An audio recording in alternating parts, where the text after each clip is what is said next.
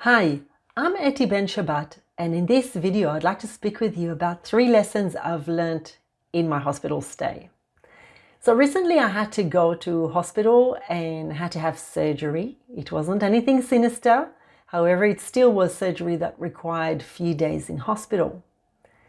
And this was a very interesting experience for me because usually I'm on the other side of the rail as such. Usually I'm outside the bed, not inside the bed. And it taught me important lessons that are changing the way that I view brain images, use brain images, and interact with my neurological clients.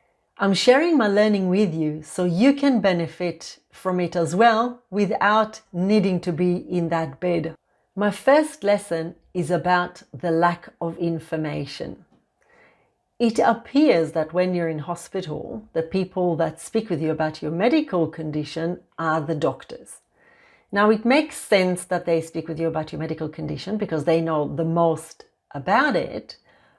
But the problem is that doctors, don't have much time. So when you see them, it's very briefly, usually in the context of a ward round, and you don't get much time to ask your questions, or you may not think about your questions at that time. You may have not written them. You might get a bit nervous with all the doctors around, and so you miss your opportunity.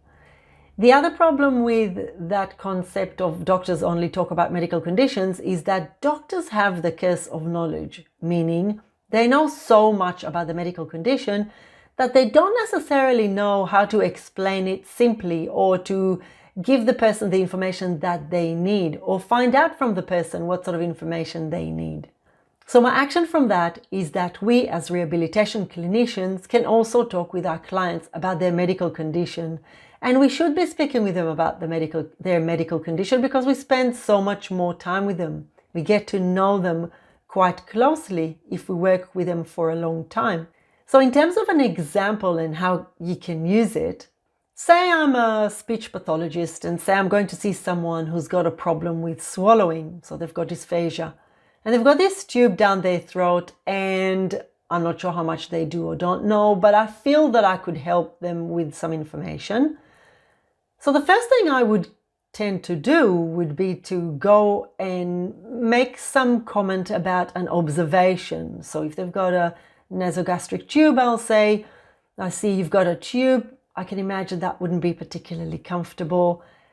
And it's important to make that comment in a sympathetic way rather than a condescending way, because you want them to feel like you're thinking about how they might be feeling. And then I'd ask something like, why you've got that tube? Do you know what your challenges are? And they might say yes, or they might say no, or the family member might talk for them, or the family member might be the one who wants to know, not just the client, or not the client at all.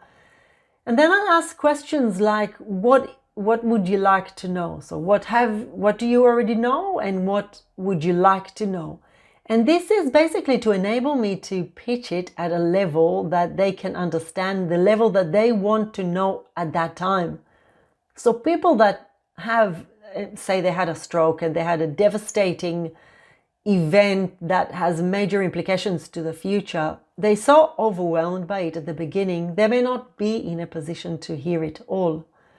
So staging my information according to what they're capable of understanding is really important. And if they want to, I might even say something like, oh, would you like to see why you have that problem in swallowing? And I might pull the brain images and show them why it is they've got a problem with swallowing and what that might mean for their recovery.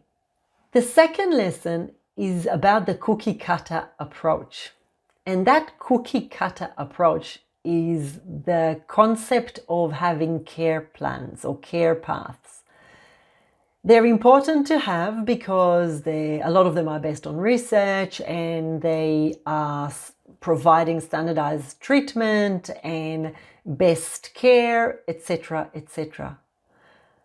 When I was in hospital and when I was asking the doctor about pain management, he assured me that after the surgery I'm going to have a lot of pain.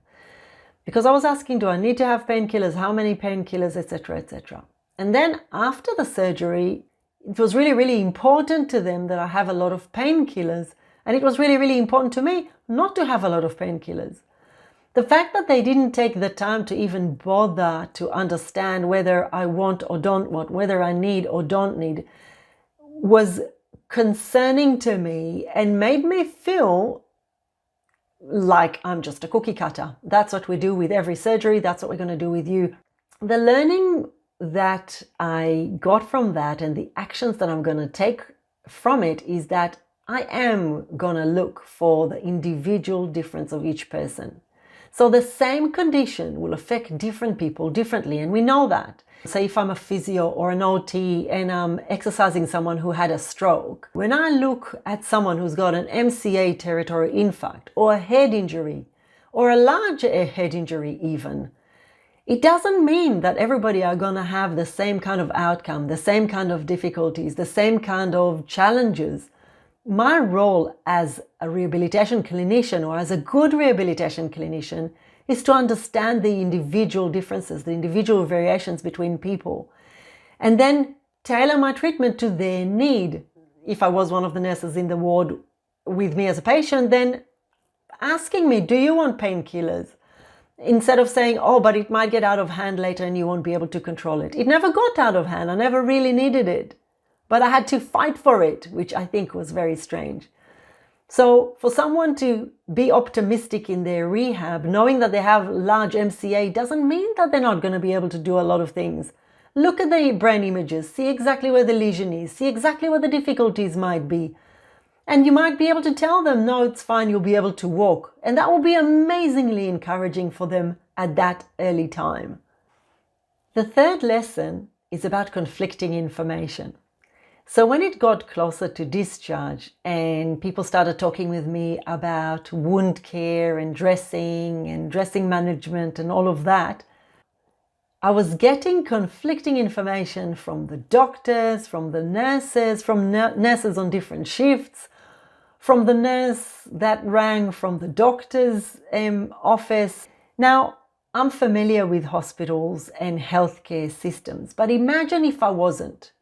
Imagine I was the same person with no knowledge of health system going in for operation, not getting much information about my condition, feeling like I'm being treated in a cookie cutter. No one really cares about what I need as Etty. And then getting conflicting information. Now that's gonna raise serious doubts in my head. And it's going to make me wonder, do these people know what they're doing? And in fact, I would go ahead and consult Dr. Google and see what I can find. And in fact, that's what happens quite a bit with people. And we wonder why they're wandering on the internet fishing for information. And I think they have a good reason to do that. And I think it's our role as healthcare professionals to find out where they're at, to find out what bothers them, what bugs them, what keeps them awake at night, and then direct them to where they can find this information. Which websites, which organizations, what kind of papers. Give them URLs. They're going to look for it anyway, so you might as well give them details, URLs, information that is reliable, that comes from a reliable source.